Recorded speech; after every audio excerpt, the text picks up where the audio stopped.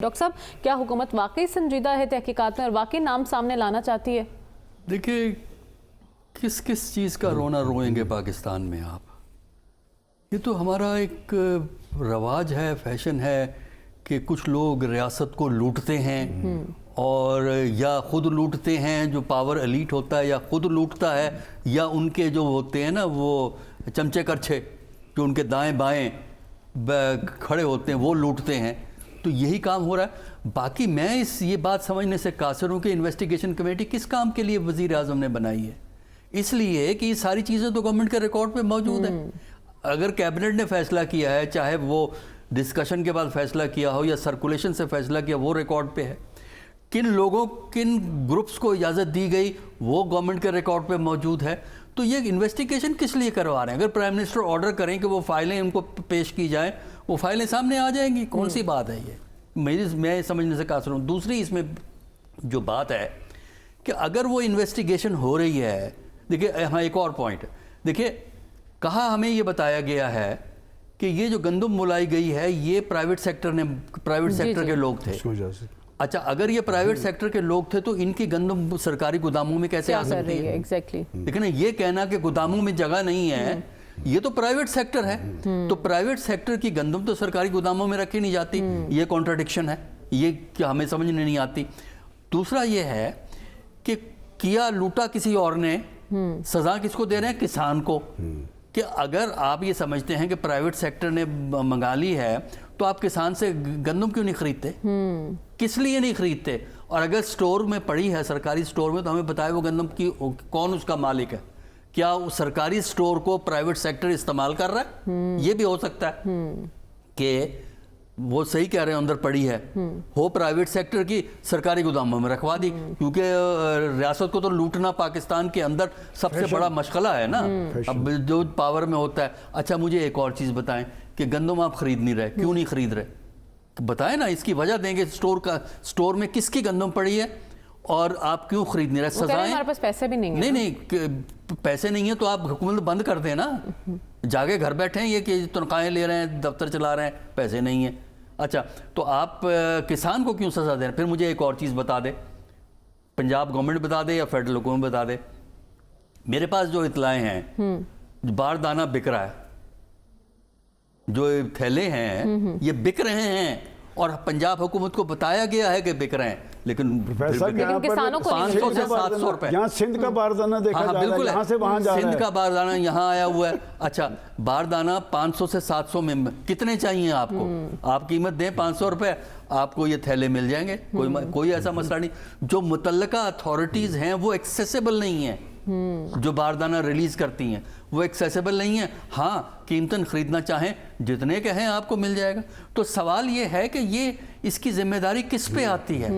ये कहना जी care taker government का एक है कि गंदम मंगाई, क्यों मंगाई, गलत मंगाई, लेकिन सजा किसको दे रहे हैं? किसान को मिल रही है, काश्तकार को दे रहे हैं। वजह उसकी ये है ना कि प्रिंसिपल वही है कि आम आदमी को लूटो, और एक खास तबका पाकिस्तान के अंदर अपने पैसा, अपनी दौलत, अपनी हैसियत को बेहतर करता है। डॉक्टर साहब, आपको क्या लगता है ये अचक साहब, मेंगल साहब, असद कैसर साहब किस मिशन पर हैं?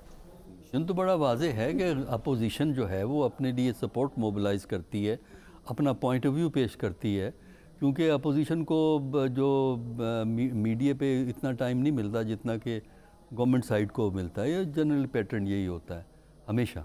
तो उसकी वजह से ये मोबिलाइज़ कर रहे हैं, सपोर्ट बिल्ड कर रहे हैं और कोशिश कर रहे हैं कि ये लोग जो है ना, ख़ासकर जो अहम इन्फ्लुएंशियल होते हैं, ख़ासकर मीडिया जो है, वो उनके पॉइंट ऑफ व्यू को ज़्यादा फोर्सफुली प्रोजेक्ट करे। तो ये एक पॉलिटिक्स है और पॉलिटिक्स में कोई अनयूजुअल बात नहीं है। अगर अपोजिशन के लोग यहाँ आए हैं या कहीं और जा रहे हैं, यही तरीका है। और मेरा ख्याल है कि इनको इजाज़त होनी चाहिए इस किस्म के काम करने की। इन पर कोई किसी किस्म की पाबंदी लगाने की ज़रूरत नहीं है। क्योंकि जब कोई जलसा करने की कोशिश करते हैं तो उसमें तो सेक्शन 144 लगा देते हैं या कहते हैं जी टेररिज्म का डर है, तो वो जलसे की आप इजाज़त नहीं देते। तो कम से कम इस तरीके से ही अब वो मोबिलाइज़ कर रहे हैं कि पार्लियामेंट के अंदर भी यही बातें कर रहे होते हैं। एक अलायंस बन रहा है ना हुकूमत के खिलाफ, मौलाना भी खूब हमें अभी तेवर दिखाते हुए नजर आ रहे अलायंस हैं। में टाइम लगेगा, अभी अलायंस नहीं बना है, मोबिलाइजेशन की कोशिश हो रही है। और मौलाना आपको लगता है इनको ज्वाइन कर सकेंगे? नहीं, मौलाना हो सकता है किसी स्टेज पे ये फैसला कर लें, जब वो ये समझेंगे कि अब मैदान में आना ठीक है। है, तो फिर मेरा ख्याल है कि ये पीटीआई के साथ मिल के काम करेंगे, लेकिन फिलहाल एक ठीक है, लेकिन इस वक्त तो मौलाना भी आंखें दिखा। डॉक्टर साहब, इजलास पे इजलास हो रहे हैं, लेकिन फैसला साजी में इतनी ताखीर क्यों है? हमने ये भी सुना कि किसानों को कोई सब्सिडीज दे दी जाएंगी, क्या उससे इनका मसला हल हो जाएगा? बदनीयती है और तो कुछ नहीं कहा जा सकता। देखिए, जो ये गंदम का जो मसला है वो पहली दफ़ा थोड़ी हुआ है। गंदम कटती है, सबको पता है कि कटाई पहले सिंध में शुरू होती है, फिर उसके बाद साउथ पंजाब, फिर सेंट्रल पंजाब, फिर नॉर्थ पंजाब तक ग्रेजुअली जाती है। वो पूरे सीज़न का पता है। ये जो मीटिंगें अब कर रहे हैं, तो क्या करना चाहिए?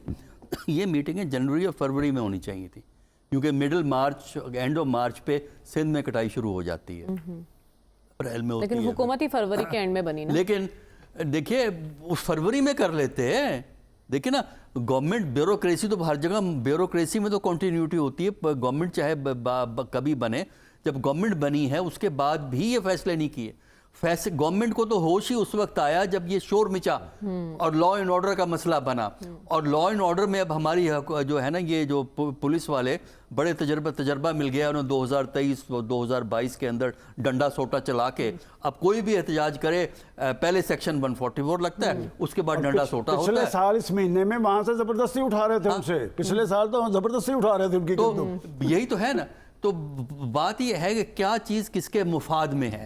अगर बड़े लोगों के मुफाद में गंदम उठाना है तो ज़बरदस्ती गंदम उठा लेंगे, अगर नहीं लेनी तो फिर वो नहीं लेंगे। सवाल ये पैदा होता है गवर्नमेंट इनकार क्यों कर रही है, उसका बेसिस क्या है। और हमें ये बताया जाए कि गवर्नमेंट के स्टोर, अगर कहते हैं हमारे स्टोर भरे पड़े हैं, तो किसकी गंदम है वो, किसकी गंदम है वो जिससे भरे पड़े हैं। अगर सरकारी गंदम है तो फिर सरकार को पूछा जाए ना कि ये गंदम कहाँ से आई है। और अगर वो प्राइवेट सेक्टर ने सरकारी गोदाम इस्तेमाल किए हैं तो सवाल ये है कि ये इजाज़त किसने दी है। तो मेरे नज़दीक इस वक्त मीटिंगों का वक्त नहीं है, इस वक्त एक्शन का वक्त है। वजह यह है कि अगर जिम्मेदार को पैसा नहीं मिलता तो उसने अगली फसल भी बोनी है। एग्जैक्टली, अगली फसल भी बोनी है, जो अक्टूबर नवंबर में कटती है, जाके नवंबर में कटती है।